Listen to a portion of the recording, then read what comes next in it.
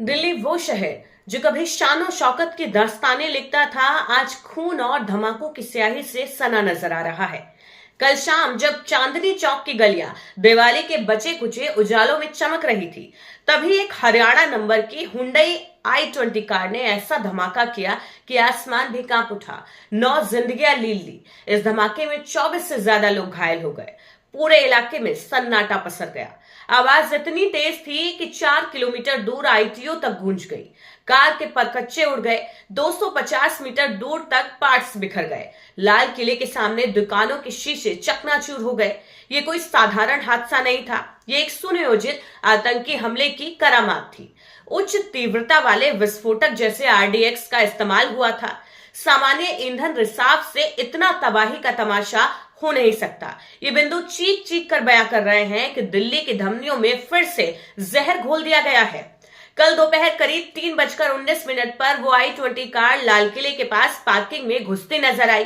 CCTV footage बयां कर रहा है कि वो मंजर एक साधारण सी कार, लेकिन अंदर छिपा था मौत का तांडव। शाम 6:48 पर वो बाहर निकली, चांदनी चौक की तरफ बढ़ी। ट्रैफिक सिग्नल पर रुकते ही बूम, धमाका ऐसा हुआ कि आसपास की 3-4 गाड़ियां आग की लपटों में लिपट गई। फायर डिपार्टमेंट की 7 यूनिट्स दौड़ चली, लेकिन तब तक देर हो चुकी थी। आंखों देखा हाल बताता है कि स्ट्रीट लाइट्स के खंभे उखड़ गए। कारें 150 मीटर दूर उछल जा गिरी। एक चश्मदीद ने बताया, जो चांदनी चौक पर मिठाई तौल रहा था, कांपते हुए लहजे में कहा कि भाई साहब, जमीन कांप उठी। कारों के शीशे टूट गए जैसे भूकंप आ गया हो। लोग चीखने लगे, खून बहने लगा। वो दृश्य सोचिए, रामलीला ग्राउंड के पास खड़ी भीड़, जैन मंदिर की शांति, पुरानी दिल्ली स्टेशन की भागम भाग, सब एक झटके में तबाह।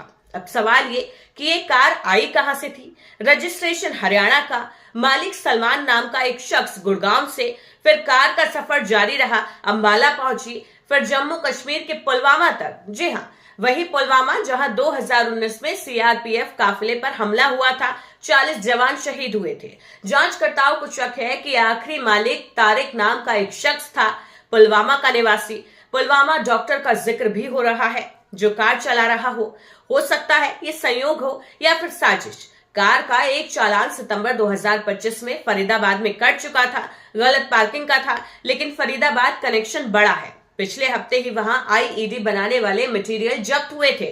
सैकड़ों बम बनाने की प्लानिंग थी। दिल्ली में पुलिस कह रही है कि कनेक्शन नहीं है अभी, लेकिन दिल कहता है कि ये सब जाल का एक हिस्सा है। और वो धमाके की तीव्रता, फॉरेंसिक टीम्स की प्रारंभिक रिपोर्ट चीख चीख कर कह रही है कि ये आईईडी का कमाल था, लेकिन शार्प नेल बेस नहीं। नाखून, बॉल, वेयरिंग, तार कुछ नहीं मिला, बल्कि मैकेनिकल या केमिकल ब्लास्ट लगता है। हाई इंटेंसिटी एक्सप्लोसिव वाला, आरडीएक्स जैसा कुछ जो सैन्य ग्रेड का होता है। सामान्य पेट्रोल लीक से इतना मलबा नहीं उड़ता, ना ही इतनी दूर तक आवाज जाती है। ये वही आरडीएक्स है जो 2008 मुंबई हमलों में, 2010 पुणे ब्लास्ट में इस्तेमाल हुआ था। विशेषज्ञ बता रहे हैं कि मलबे का पैटर्न देखो, कार के पार्ट 250 मीटर दूर, शीशे चारों तरफ से चटक गए हैं। ये ईंधन फायर नहीं बल्कि कंट्रोल डेटोनेशन था। फिदायीन अटैक हो सकता है, यानी हमलावर खुद भी मरने के लिए तैयार था। दिल्ली पुलिस ने एफआईआर दर्ज कर ली यूएपीए और एक्सप्लोजिव एक्ट के तहत। यह आतंकवाद का केस है, अब कोई ढील नहीं। अमित शाह ने हाई लेवल मीटिंग की है। एनएसजी, एनआईए, फॉरेंसिक टीमें मौके पर डेरा डाले हुए हैं। पीएम मोदी ने ट्वीट किया है कि दिल टूट गया। इस हादसे से शोकाकुल परिवार के साथ खड़े हुए हैं। घायलों के जल्द स्वस्थ होने की प्रार्थना है। विदेश मंत्री एस जयशंकर ने भी संवेदना जताई। अमेरिकी दूतावास ने अलर्ट जारी कर दिया है। इलाके से दूर रहे, भीड़ भाड़ से बचे, पूरे देश में हाई अलर्ट जारी है। Airports, railway station, government building, heritage site, सब पर नजर है। हरियाणा, यूपी, राजस्थान, बिहार तक सतर्कता बरतने के आदेश दिए गए हैं। चांदनी चौक का मार्केट बंद रहा, व्यापारी डरे हुए हैं। संजय भार्गव, एसोसिएशन प्रेसिडेंट, ने कहा कि हमारा पूरा बिल्डिंग हिल गया, दहशत फैल गई।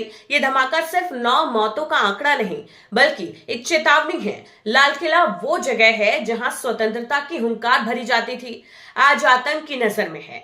चांदनी चौक, जहां सदियों से व्यापार की धड़कन है, वो भी निशाने पर है। पुलवामा कनेक्शन देखिए, कश्मीर का दर्द दिल्ली तक पहुंच गया है। तारिक कौन है? वो डॉक्टर क्यों कार चला रहा था?